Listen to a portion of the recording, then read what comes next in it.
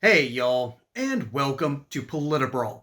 My name is Brian, and Elizabeth Warren really thought she cooked on healthcare policy, but John Barrasso reminds her just how outclassed she really is on this subject. Let's dive in.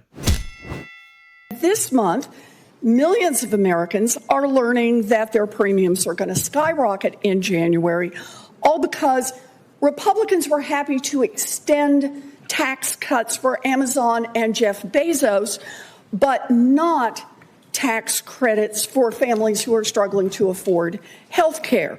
So Democrats are ready to help solve the health care crisis that Republicans have created. But right now, Donald Trump is evidently too busy trying to coat the Oval Office in gold leaf. And if the Republicans want to get serious about lowering costs and taking on corporate greed, count me in. But Republicans continuing to put forward the concepts of a plan just so that they can crush the ACA, which they've tried to do 70 times already, is not going to work. Some kind of savings account that maybe rolls in a year from now. Families are struggling right now, and they need help right now. And Donald Trump may be absorbed on having bulldozers tear down the East Wing and put up a new ballroom, but American families are facing real cost increases, and it's time for Congress to respond. Since 2009, 15 years ago, I've been warning that Obamacare would increase premiums in spite of what President Obama may have promised the American people, which I think was called the lie of the year. Now families in Wyoming are being hit with premium increases of up to $2,000 a month. I got a text today from a rancher who finds himself in that situation. Like, I've never supported Obamacare or any effort to expand this broken system, including the creation or the extension of the Biden COVID bonus payments that the Democrats put in place, and they chose the end of this year as the deadline date for that because they were supposed to be temporary due to COVID. What we're seeing now are the results that they speak for themselves. And Democrats would like families to believe that these skyrocketing premiums are the fault of Republicans. That couldn't be further from the truth. These spikes were predictable, they were warned about, and they're the direct consequence of the law that Democrats wrote and passed 15 years ago that not a single Republican voted for. And, of course, that was a law that promised affordability and failed completely. So, Brian, let me ask you, if these temporary subsidies were a solution, why have premiums continued to skyrocket even after Democrats poured billions into these COVID bonuses? What exactly did that money fix? Yeah, Senator, thank you for that. I agree with you. The ACA has deep underlying structural problems, and the subsidies just exacerbate it.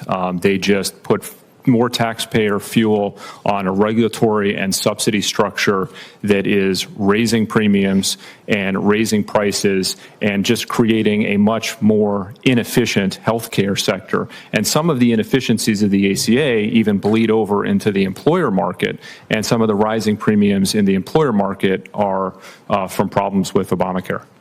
So, Brian, how can a family exercise choice when there's only one insurer or no insurer on the exchange at all? Yeah, they can't exercise choice if they don't have a choice of any insurers. What they need is additional options. States can put in place Farm Bureau plans, and we've seen about 15 states now allow Farm Bureaus to sell coverage that can benefit rural residents. Short-term limited duration insurance offers particular value in rural areas. They have much broader networks of doctors and hospitals that take that coverage than that accept ACA coverage. Yeah. Doug, do you want to add anything else in terms of what we can do competition-wise in rural America? You have to find pooling mechanisms, and Brian's outlined several. There are probably others if we put our heads together. So are there reforms that we could actually put into law that would actually bring competition back into rural America? Yeah, well, I think first, the One Big Beautiful Bill, by addressing some major structural problems within the healthcare sector and the government healthcare programs, put in place the Rural Hospital Transformation Fund, and that is $10 billion a year that is going to rural areas within states so that they can improve access to care for rural providers. So I think that is a real benefit of the reconciliation bill. And then just work on expanding as many options as there are and empowering patients with more control over the financing. Good. Man, Pocahontas really thought she was cooking with that one. And see, this is the classic Democrat playbook. Blame the tax cuts, blame Trump, blame big evil corporations that, everyone now uses, like, I don't know, Amazon. Instead of, blaming the ridiculous, insipid policies that the Democrats tried to implement with the ACA back in 2010. Hey, y'all, what if I told you that most collagen products aren't just a waste of money? They could be loaded with toxins that lead to skin issues, heart problems, and even cognitive decline. Sounds scary, but it's true. See, collagen is the most abundant protein found in the body, and our natural supply runs lower as we age. That's why so many people are turning to collagen to help with joint pain, bone health, and even look years younger. But here's the catch. You have to know what you're looking for, or you might be doing your body more harm than good. So before you buy another tub off of Amazon or from your local store, go check out the top 5 collagen warnings that every American needs to see, and take advantage of this special offer.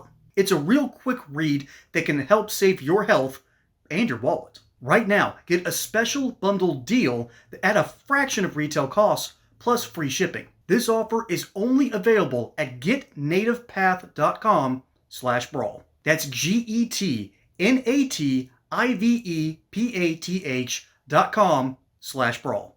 The Republican Party kept warning that this was going to end in disaster because here's been the Democrat playbook pretty much ever since Woodrow Wilson.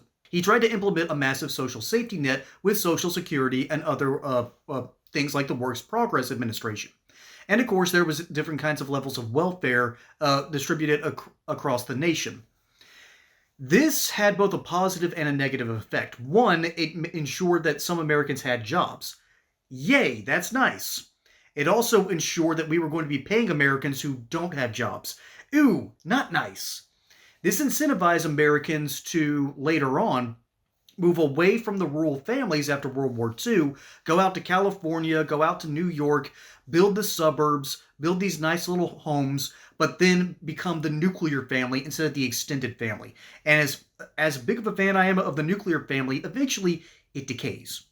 And so that decay started happening in the 60s, and the answer to that under both JFK and LBJ was more civil rights and the Great Society. Now, more civil rights, more often than not, is a very, very good thing. But the Great Society was a failure. And by the 80s, pretty much everyone had to admit that the way we do welfare, Social Security, and Medicare all are met with disastrous results. You have Elizabeth Warren out here who thinks that the answer is more government, keep the subsidies, and, don't address any of the key problems. I mean, you're going to hurt families now, which was the whole argument that this was going to help families, and now trying to get off this insanity is going to hurt people. Congratulations, we played ourselves. And then Barrasso. Okay, Barrasso is not a guy you mess around with, particularly when it comes to policy, and he's talking to a guy named Brian Blaze, and this is pretty much his thesis on the matter.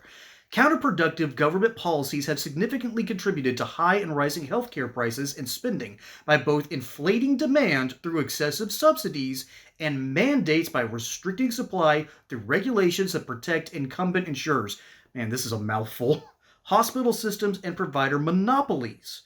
These combined forces drive prices higher and produce rampant inefficiencies throughout the health sector. In other words, the very thing that Adam Smith tells us in Wealth of Nations: use government to break up monopolies.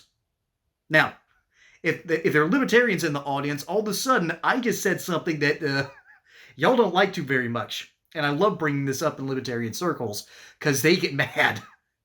And I'm not trying to stir the pot here, but when I bring up that, yeah, you need a federal government whose design it is to ensure that monopolies don't exist, this is a big reason why I'm a huge Theodore Roosevelt fan. Not a fan of FDR. That was almost a Freudian slip there. That's why I love Theodore Roosevelt, President McKinley. The guys that said, you know what, we've got to use government properly and we can't overstep the bounds of the 10th Amendment, but we've got to talk about the Commerce Clause. We've got to talk about monopolies and oversight. And the ACA, Obamacare, made monopolies more possible, made it harder to deal in certain areas, and now you've got issues of people only having access to one potential provider through Obamacare systems. There's another problem that we don't like talking about, and that is healthcare that is joined at the hip with corporations, which was a great idea back in the 30s. Now it's almost the 2030s, and we're starting to look at the system and go, I don't know, do we need to rethink this whole thing? Because there's a lot that needs to be rethought of in the healthcare industry.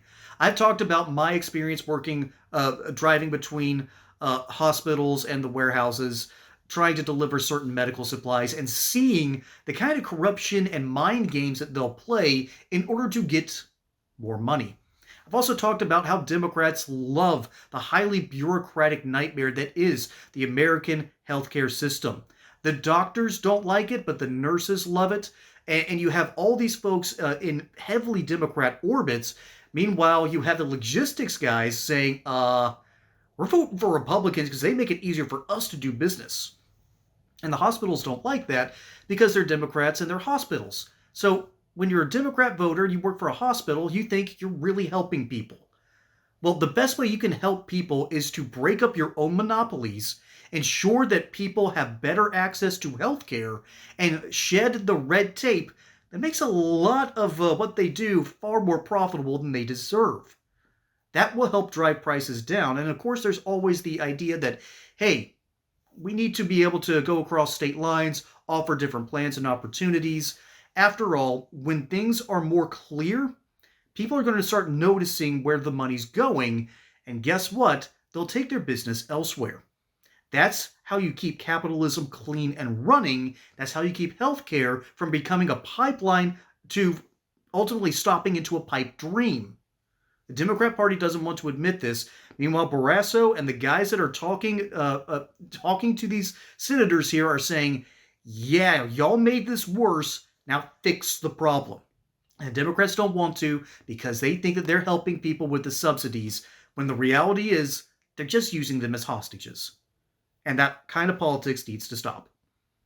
But let me know what you think down in the comments below. My name is Brian. Hope you enjoyed that segment here on Politibrawl. Don't forget to like and subscribe. Catch you on the next one. Till then, y'all have a good one.